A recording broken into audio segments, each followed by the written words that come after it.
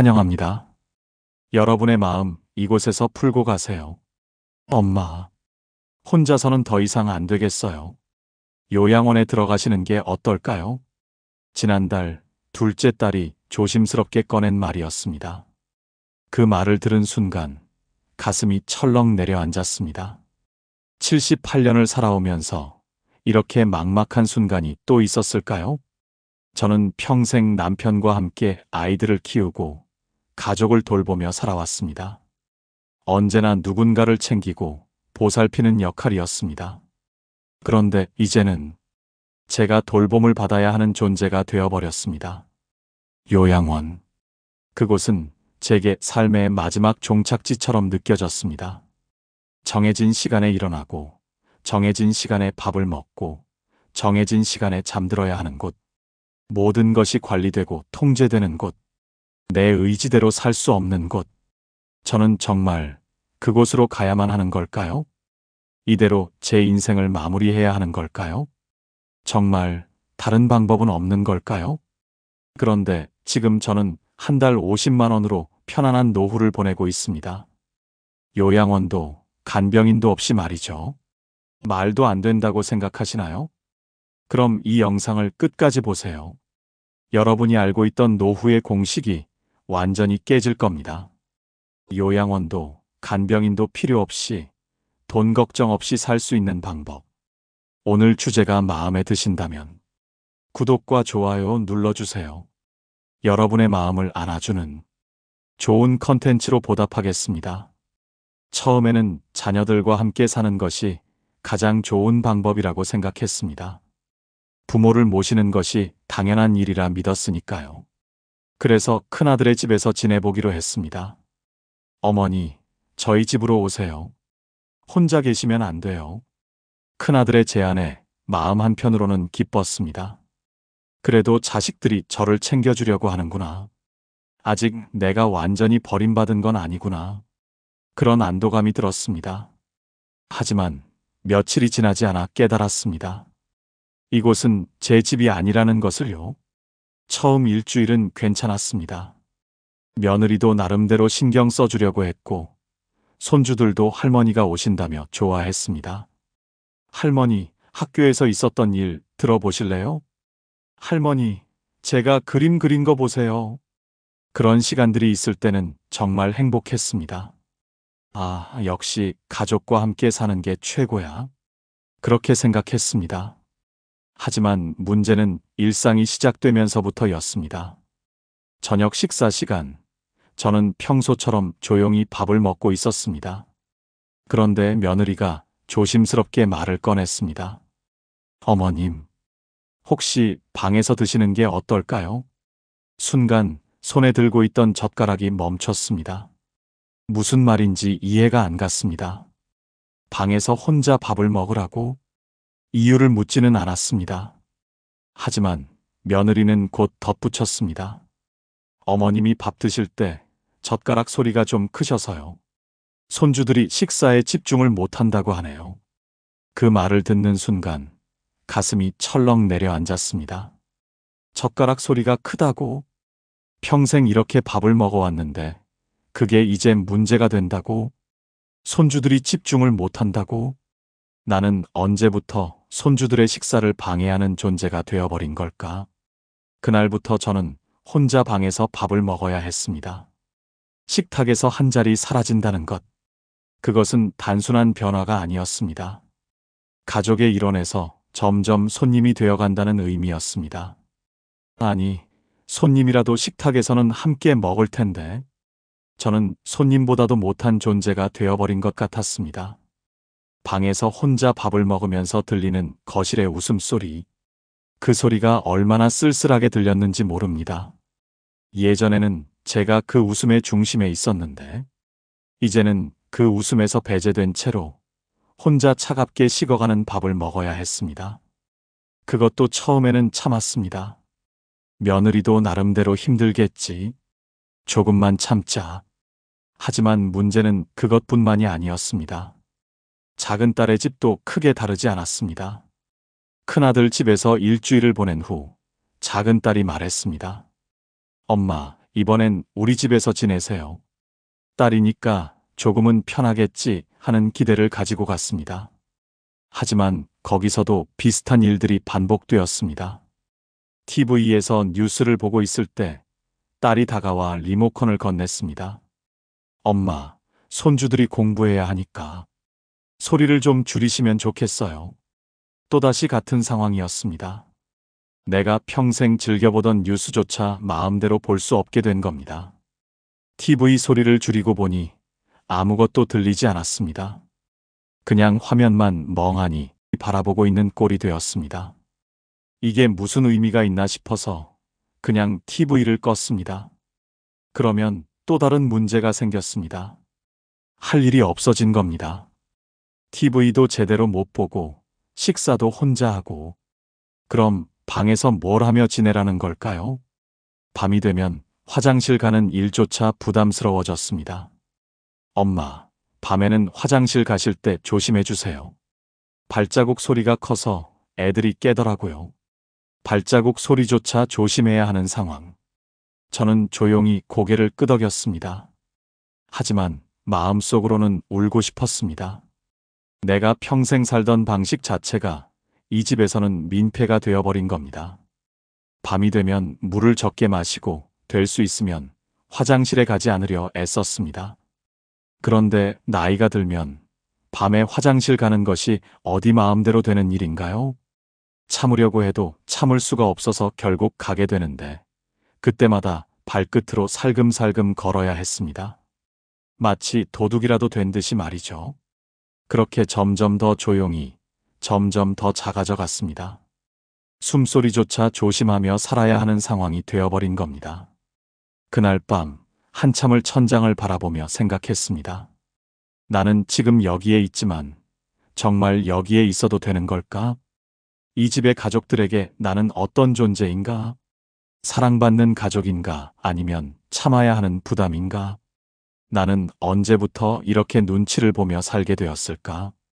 평생 누군가를 돌보며 살았던 내가 이제는 돌봄을 받는다는 이유로 이렇게 위축되어 살아야 하는 건가? 부모의 집은 언제나 자녀들의 집이 될 수 있지만 자녀들의 집은 결코 부모의 집이 될 수 없다는 말이 떠올랐습니다. 정말 뼈저리게 느껴지는 말이었습니다. 저는 더 이상 그 집의 주인이 아니었습니다. 그저 방 하나를 빌려 사는 사람이 된 것 같았습니다. 아니, 세입자라면 적어도 당당하게 권리를 주장할 수라도 있겠지만 저는 그조차도 할 수 없는 애매한 존재가 되어버린 겁니다. 며칠이 더 지나자 더 미묘한 신호들이 보이기 시작했습니다. 아침에 일어나면 이미 식탁이 치워져 있거나 저녁에는 제 몫의 음식이 따로 준비되어 있거나 말로 직접 표현하지는 않았지만 저에게 함께하지 말라는 메시지를 보내고 있었던 것 같습니다. 그때 깨달았습니다. 내가 아무리 조용히, 아무리 눈치 보며 살아도 결국 이 집에서 나는 불편한 존재일 뿐이라는 것을. 그래서 결국 저는 다시 제 집으로 돌아왔습니다. 아이들은 조금 아쉬워하는 것 같기도 했지만 한편으로는 안도하는 기색도 보였습니다. 엄마, 그래도 가끔은 놀러 와요. 무슨 일 있으면 언제든지 연락하세요. 그렇게 말하며 배웅해 주었지만 그것이 진심인지 예의인지는 알 수 없었습니다. 하지만 제 집으로 돌아와서 문을 닫는 순간 오히려 홀가분한 기분이 들었습니다. 적어도 여기서는 내가 눈치 보지 않고 살 수 있으니까요. 하지만 그것이 끝이 아니었습니다. 그때는 몰랐습니다. 집으로 돌아가는 것이 또 다른 고독의 시작이라는 것을. 자녀들과 함께 사는 것이 어렵다면 다른 방법을 찾아야 했습니다. 그래서 저는 간병인을 고용하기로 결심했습니다. 24시간 상주 간병인, 월 400만 원. 비싸지만 최소한 밥을 차려주고 청소도 해주고 병원에도 동행해준다니 이 정도 비용은 감수해야 한다고 생각했습니다. 첫날, 간병인은 친절했습니다. 어머님, 제가 맛있는 거 해드릴게요. 뭐 좋아하세요? 그렇게 시작된 간병인 생활. 하지만 시간이 지날수록 간병인의 태도가 조금씩 변하기 시작했습니다. 어머님, 다른 집에서는 고기도 자주 해드렸었는데 여긴 너무 반찬이 소박하네요. 식비를 좀 더 주시면 제가 더 신경 써서 차려드릴 수 있는데요. 어느 날은 한숨을 쉬며 말했습니다. 이렇게 검소하시면 제가 밥을 하는 보람이 없어요. 간병인은 힘든 일인데 그래도 맛있는 거 먹으며 일하고 싶잖아요. 처음엔 대수롭지 않게 넘겼습니다.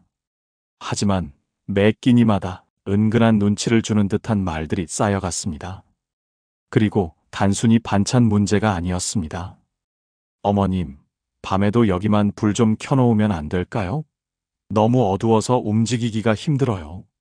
물을 아끼시는 건 알겠는데 설거지를 하는데도 물을 이렇게 조금 쓰면 다른 집에서는 보일러도 빵빵하게 틀고 따뜻한 물로 씻으라고 하시는데요. 어느 날은 대놓고 말했습니다. 어머님, 솔직히 너무 아끼세요.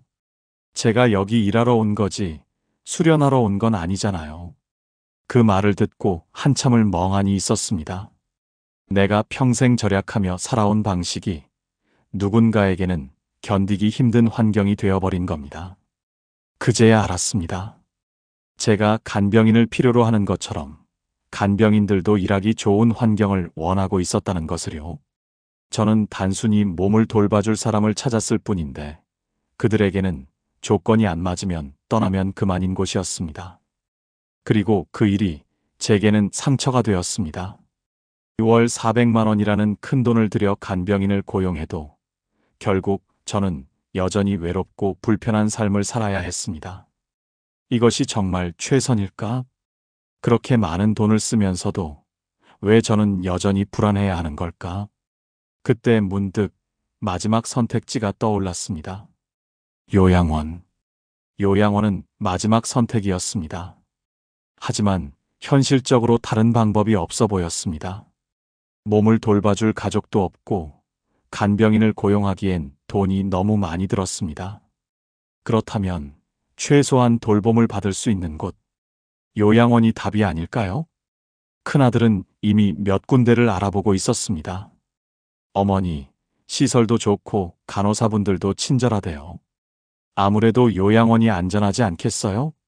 하지만 저는 선뜻 대답할 수 없었습니다. 저는 그곳에서 진짜 내 삶을 살 수 있을까요? 제가 원할 때 일어나고, 원할 때 밥을 먹고, 원할 때 산책하고, 원할 때 잠들 수 있을까요? 그곳에서는 모든 것이 정해진 시간에 맞춰진 삶입니다. 아침 6시면 기상, 아침 7시면 식사, 오전 9시면 단체 운동, 점심 12시면 식사, 오후 3시면 휴식, 저녁 6시면 식사, 밤 9시면 취침. 그리고 그 틀에서 벗어날 수 없습니다. 박영숙 어르신, 지금은 취침 시간이니 TV를 꺼주세요. 지금은 운동 시간이니 다 같이 이동하겠습니다. 약 드실 시간입니다. 빨리 드세요. 하루, 이틀은 괜찮을 수도 있습니다. 하지만 이 생활이 평생 지속된다면 그곳에서는 제 이름보다 402호실 박영숙 어르신이라는 말이 더 익숙해질지도 모릅니다. 저는 단순히 몸을 돌봐줄 사람이 필요했을 뿐인데 이곳에서는 제 인생의 주도권이 사라졌습니다. 그렇게 첫날이 지나고 둘째 날이 지나고 그런데 문제는 그뿐만이 아니었습니다. 같은 방을 쓰는 할머니는 밤새 코를 골았습니다. 도저히 잠을 이룰 수 없었습니다.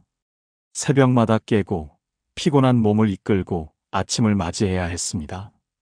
옆방 할아버지는 새벽마다 소리를 질렀습니다. 무슨 일이 있나 싶어 놀라 깨보면 단순한 악몽이거나 혼잣말이었습니다. 그러나 그것이 밤마다 반복되었습니다. 이곳은 함께 사는 곳이었습니다. 하지만 저는 점점 더 혼자 있는 것보다 더 외롭다는 기분이 들었습니다. 3일 만에 도망치듯 요양원을 나왔습니다. 하지만 이제 어떻게 해야 할까요? 간병인도 안 되고 요양원도 안 된다면 이제 저는 어디로 가야 하는 걸까요? 그때 깨달았습니다. 노인이 되면 선택할 수 있는 길이 이것뿐일까? 정말 다른 방법은 없는 걸까? 그렇게 깊은 고민에 빠져 있던 어느 날, 저는 문득 깨달았습니다. 왜 나는 남들이 정해놓은 길만 따라가고 있었을까? 자녀와 함께 사는 것이 당연하다고 해서 그렇게 했고, 간병인을 쓰는 게 최선이라고 해서 시도해봤고, 노인은 결국 요양원에 가야 한다고 해서 받아들였습니다. 하지만 돌아온 건 외로움과 불편함 뿐이었습니다. 그렇다면 정해진 길을 따르지 않고 스스로 새로운 길을 만들 수는 없을까? 그 생각이 제 인생을 바꿔놓을 줄은 그때는 미처 몰랐습니다. 우연히 인터넷에서 실버 코하우징이라는 단어를 발견했습니다. 처음 듣는 말이었지만 호기심이 생겼습니다. 더 자세히 알아보니 이것은 전혀 새로운 삶의 방식이었습니다. 완전히 함께 살지도 완전히 혼자 살지도 않는, 서로의 독립성을 존중하면서도 필요할 때 서로를 도와주는 그런 중간 지점의 삶이 가능하다는 것이었습니다. 그 작은 모임에서 우리는 본격적으로 실버 코하우징에 대해 공부하기 시작했습니다. 도서관에서 관련 책들을 빌려오고 인터넷으로 정보를 찾아보고 때로는 전화로 실제 경험자들의 이야기도 들어보았습니다. 실버 코하우징은 1970년대 덴마크에서 시작된 주거 모델로 개인 주택과 공동체 생활 공간이 공존하는 형태라는 걸 알게 되었습니다. 사생활 보호와 더불어 친구, 이웃과 함께 살아갈 수 있다는 점에서 고령사회의 대안적 주거 모델로 인정받고 있다고 했습니다. 쉽게 말해 따로 또 같이 사는 방식입니다. 각자의 독립적인 공간은 보장받으면서도 함께 사용할 수 있는 공동 공간이 있어서 이웃들과 자연스럽게 어울릴 수 있는 주거 형태입니다. 이 개념을 처음 접했을 때 우리 모임의 모든 분들이 눈이 번쩍 뜨였습니다. 이거야. 바로 우리가 원하던 거야. 혼자 사는 것과 요양원에서 단체 생활을 하는 것.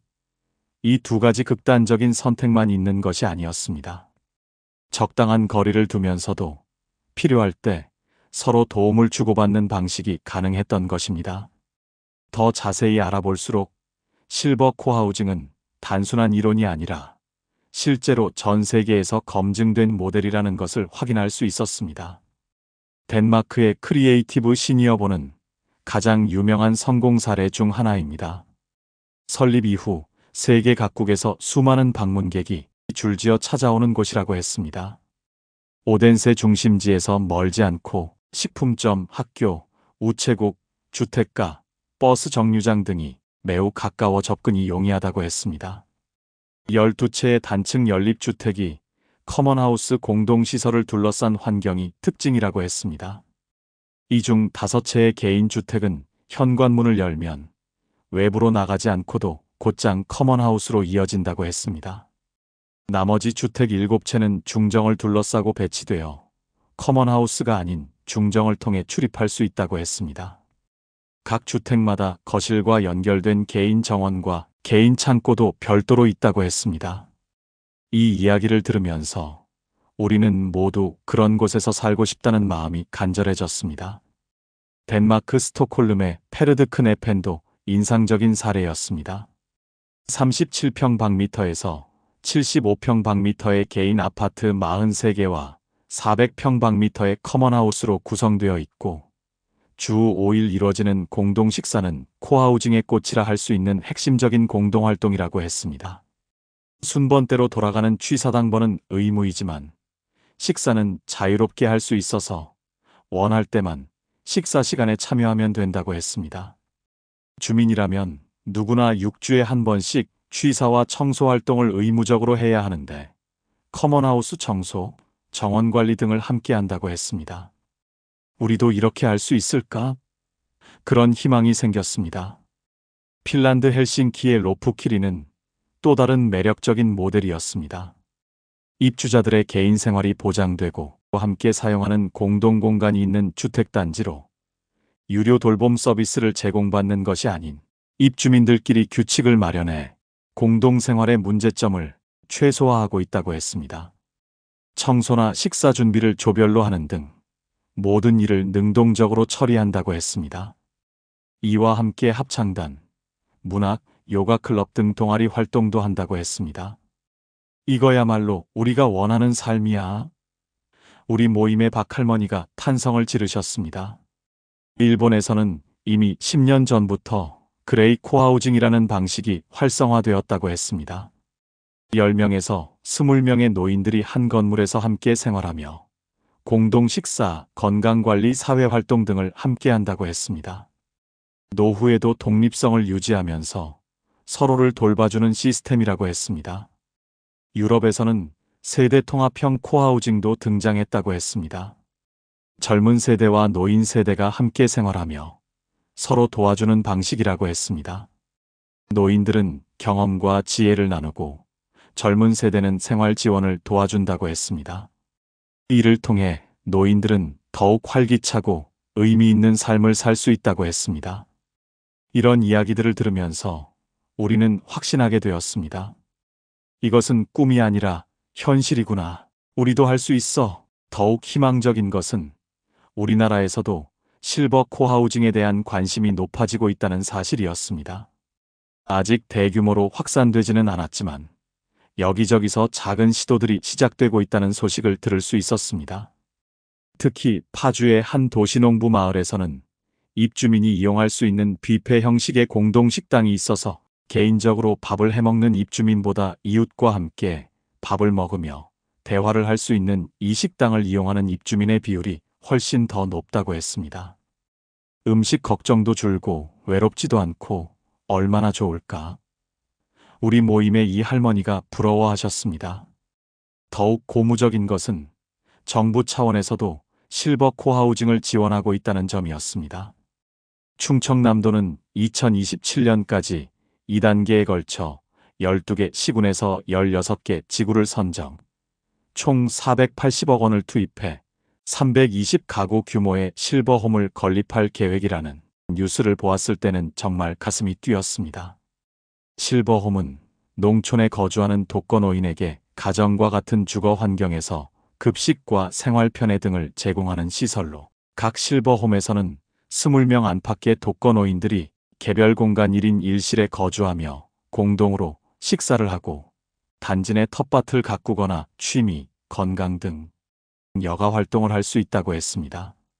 1단계로 2024년부터 2025년까지 6개 시군 8개 대상지를 선정해 2025년 첫 삽을 뜨고, 2단계로 2026년부터 2027년까지 8곳은 2025년 상반기 대상지를 선정하여 본격적인 한국형 시니어 코하우징이 시작된다고 했습니다. 부여군 홍산면, 북촌리 예산군 오가면, 원천일이, 당진시 정미면, 산성리 등 구체적인 장소까지 정해져 있었습니다. 정부에서도 이런 걸 지원한다니 정말 희망이 보이네요. 우리는 모두 흥미진진해했습니다. 물론 충남은 우리가 사는 곳에서 멀었지만 이런 움직임이 전국으로 확산될 것이라는 희망을 가질 수 있었습니다. 이렇게 공부를 하고 나니 우리도 충분히 할 수 있겠다는 자신감이 생겼습니다.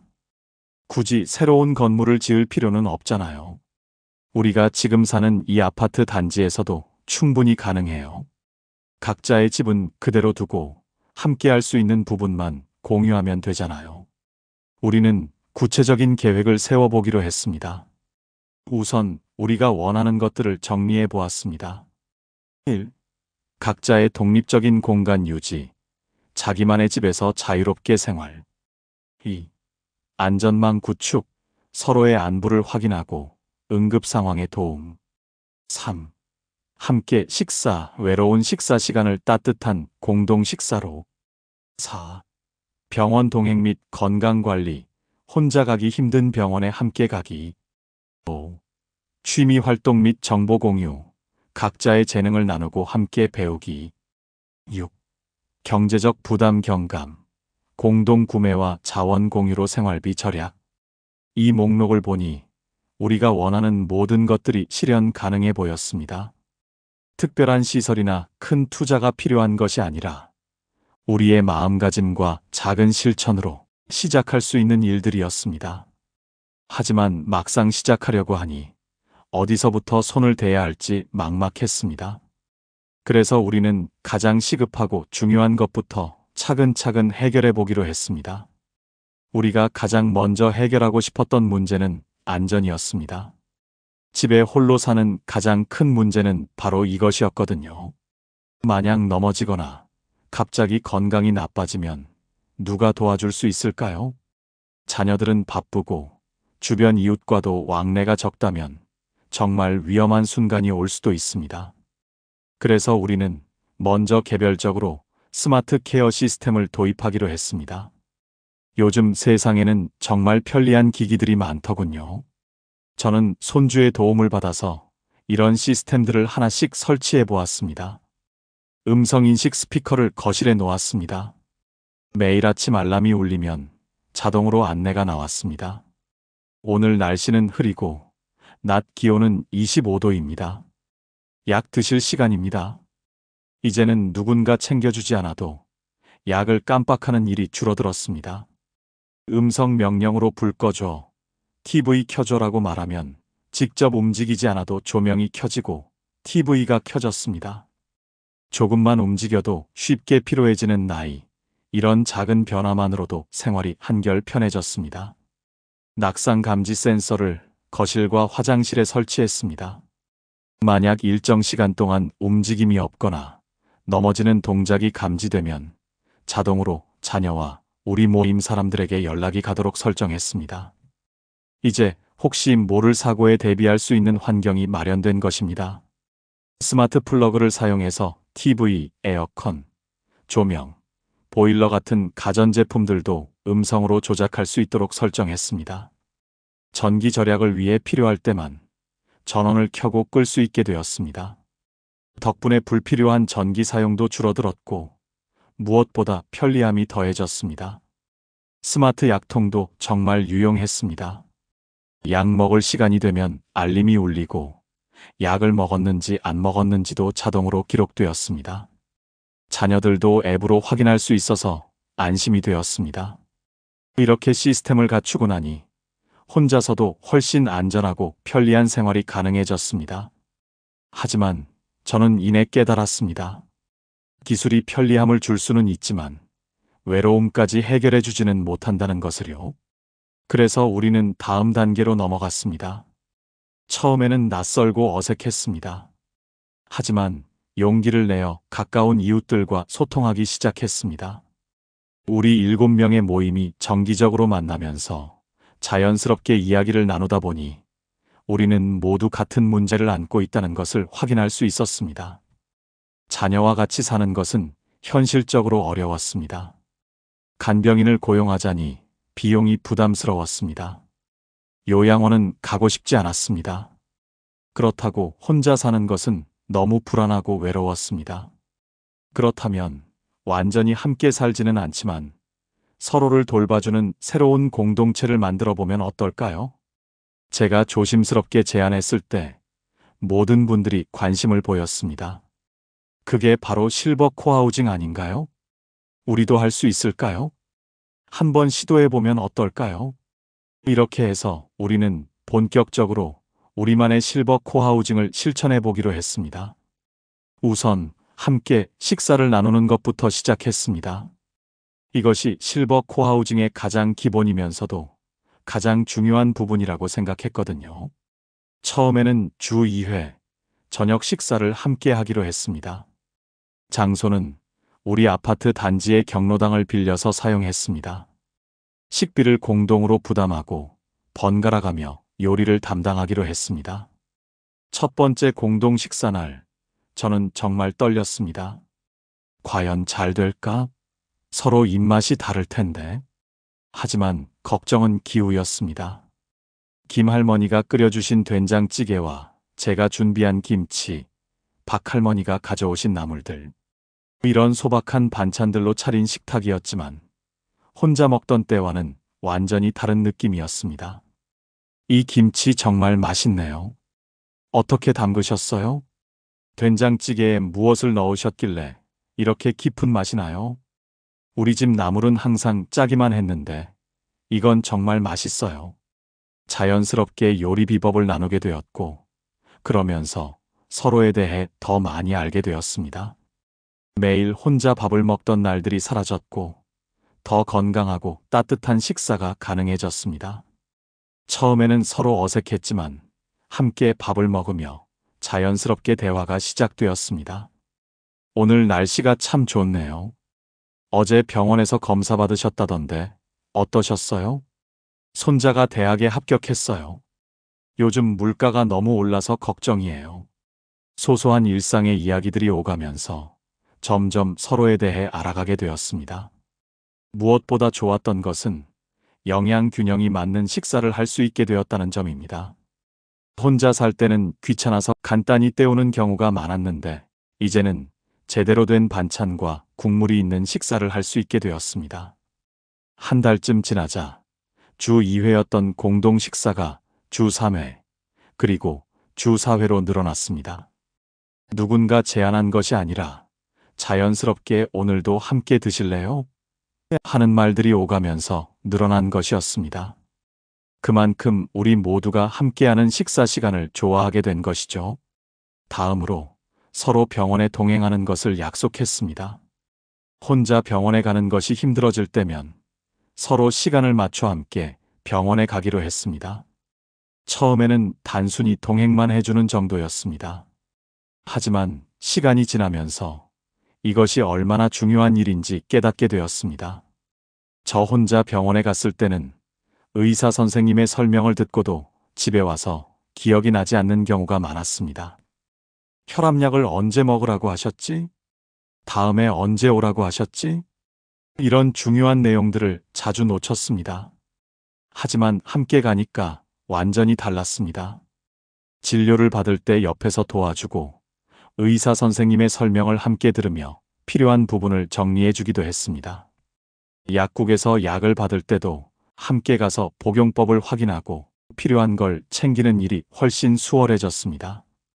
특히 검사 결과를 설명받을 때 혼자서는 놓칠 수 있는 중요한 내용들을 서로 기억해 주어서 큰 도움이 되었습니다. 선생님이 혈압약 복용 시간을 바꾸라고 하셨어요. 다음 주에 재검사 받으러 오라고 하셨던 거 맞죠? 소금 섭취를 줄이라고 특별히 강조하셨어요. 이렇게 서로 확인해 주니 병원 다니는 일이 훨씬 수월해졌습니다. 더 나아가서는 서로의 건강 상태를 체크해 주는 역할도 하게 되었습니다. 요즘 얼굴색이 안 좋으신데 괜찮으세요? 혹시 어디 아픈 데 있으세요? 병원에 한번 가보시는 게 좋겠어요. 이런 관심과 배려로 작은 질환들을 미리 예방할 수 있게 되었습니다. 실제로 우리 중 한 분은 다른 분의 권유로 병원에 가서 초기 당뇨를 발견하고 조기에 치료를 시작할 수 있었습니다. 혼자였다면 더 심해질 때까지 모르고 있었을 거예요. 정말 고마워요.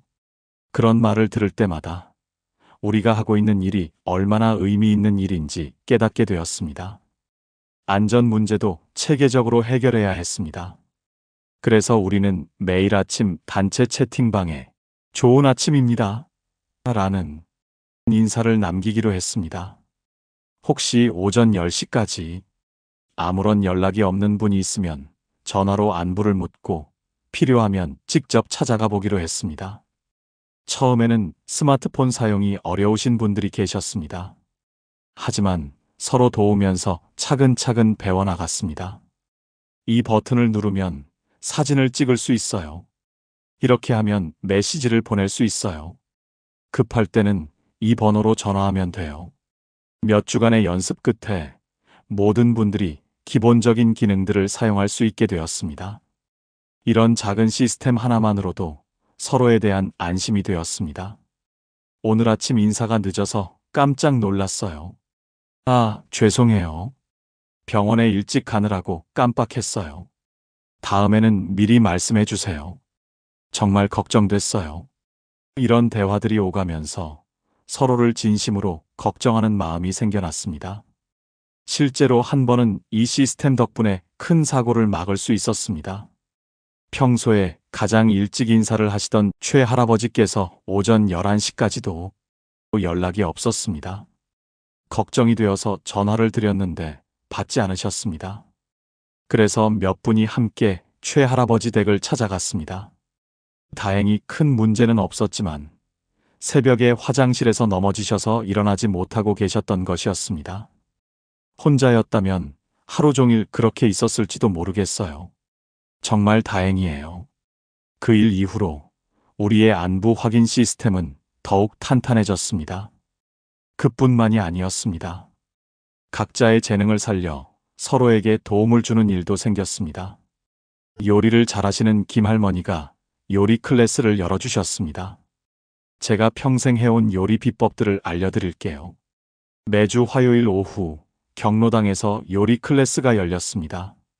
김치 담그는 법, 장아찌 만드는 법, 명절 음식 만드는 법. 우리는 마치 어린 학생이 된 것처럼 열심히 배웠습니다. 이런 걸 배울 수 있을 줄 몰랐어요.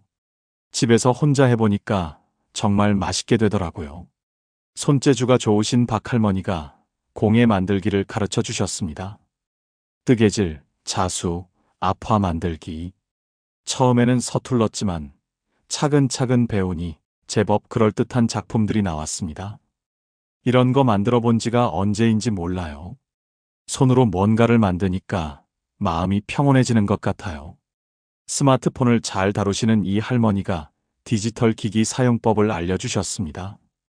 카카오톡으로 사진을 어떻게 보내는지 알려주세요. 은행 앱으로 계좌 이체하는 방법을 가르쳐 주세요. 유튜브에서 트로트 노래를 어떻게 찾아요? 온라인 쇼핑은 어떻게 하는 거예요? 이런 소소한 도움들이 쌓이면서 디지털 세상에 대한 두려움도 줄어들었습니다. 원예를 좋아하시는 최할아버지는 아파트 옥상에 작은 텃밭을 만들어 주셨습니다. 함께 채소를 길러보면 어떨까요? 상추, 깻잎, 토마토, 고추.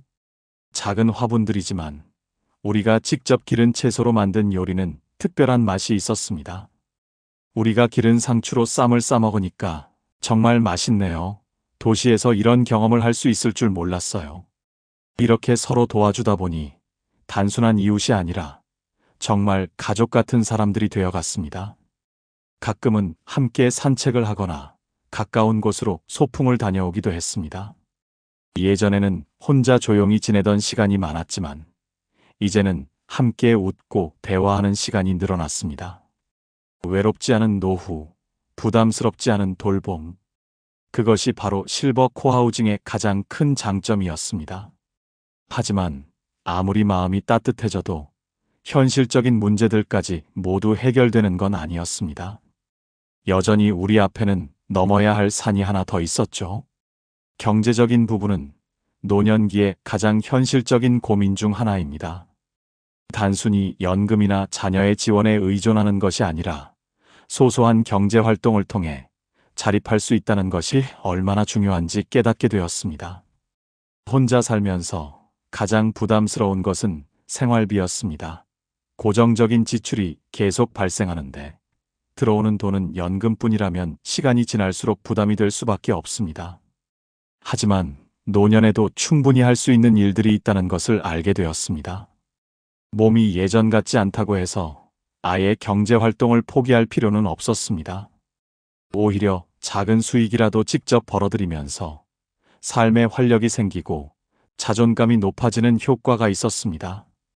어린 시절부터 옛날 이야기를 듣는 것을 좋아했듯이 누군가에게 이야기를 들려주는 것도 재미있는 일이 아닐까요? 이웃 아이들에게 직접 옛날 이야기를 들려주고 소정의 강의료를 받는 것도 방법이었습니다. 처음에는 단순히 손주들에게 이야기를 들려주듯이 시작했지만 아이들이 점점 흥미를 가지면서 부모님들도 반기기 시작했습니다. 단순한 이야기 시간이 아니라 전래동화, 역사 이야기, 교훈이 담긴 이야기를 들려주면서 자연스럽게 어린이 대상 이야기 교실이 되었습니다. 어려운 일도 아니었습니다. 그저 편안하게 앉아 경험과 지혜를 나누는 것이었으니까요. 어린 시절부터 들었던 이야기들, 젊을 때 경험했던 일들, 그리고 우리 세대만이 알고 있는 전통적인 가치들을 아이들에게 전하는 것은 보람 있는 일이었습니다. 이렇게 꾸준히 활동을 하면서 작은 수익이 생겼습니다. 물론 큰 돈은 아니었지만 경제적인 부담을 조금이라도 줄일 수 있다는 것이 큰 의미였습니다. 그리고 또 하나, 저는 온라인에서도 경제 활동을 할 수 있는 방법이 있다는 걸 알게 되었습니다. 스마트폰으로 간단한 노후 생활 노하우를 공유하는 영상을 만들어 유튜브에 올리기 시작했습니다. 처음에는 작은 채널이었지만 점점 관심을 받으면서 광고 수익도 생겼습니다. 단순히 돈을 버는 것이 아니라 많은 사람들에게 도움이 될 수 있다는 것이 가장 기쁜 일이었습니다. 어떤 분은 취미를 살려 손재주를 이용한 소소한 경제 활동도 할 수 있었습니다. 예를 들면 수공예품을 만들어 온라인 마켓에서 판매하는 것이었습니다. 젊을 때 바느질을 잘했던 것이 떠올라 작은 손가방이나 컵받침 같은 소품을 만들었고 이를 온라인에서 판매하면서 작은 용돈벌이가 되었습니다. 예전에는 이런 것들이 번거로운 일이었지만 이제는 온라인을 활용하면 손쉽게 판매가 가능하다는 사실도 알게 되었습니다. 그리고 주변에 스마트폰 사용이 어려운 분들을 도와주면서 함께 수공예품을 만들어 온라인 마켓에 판매하는 활동도 시작할 수 있었습니다. 이런 작은 경제 활동을 통해 노후에도 충분히 자립할 수 있다는 자신감이 생겼습니다. 꼭 많은 돈을 벌지 않더라도 스스로 생활할 수 있는 힘을 기르는 것이 중요하다는 것을 깨달았습니다. 그렇게 생활비 일부를 충당하며 경제적 부담을 줄이고 동시에 보람 있는 활동을 통해 활력을 되찾게 되었습니다. 그렇지만 이것만으로는 충분하지 않았습니다.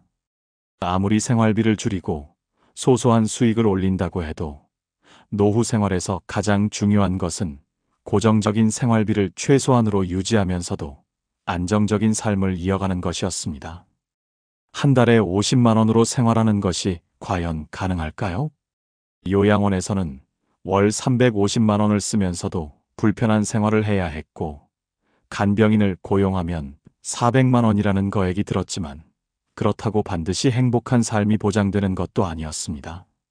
그에 비해 실버 코하우징에서는 50만 원으로도 모든 것이 해결되었습니다. 어떻게 가능했을까요? 우선 가장 큰 부담이었던 식비를 줄였습니다. 혼자 장을 보면 비용이 많이 들지만 공동으로 장을 보면 훨씬 저렴했습니다. 기본적인 쌀, 채소, 반찬 재료 등을 대량으로 구매하여 비용을 절약할 수 있었습니다.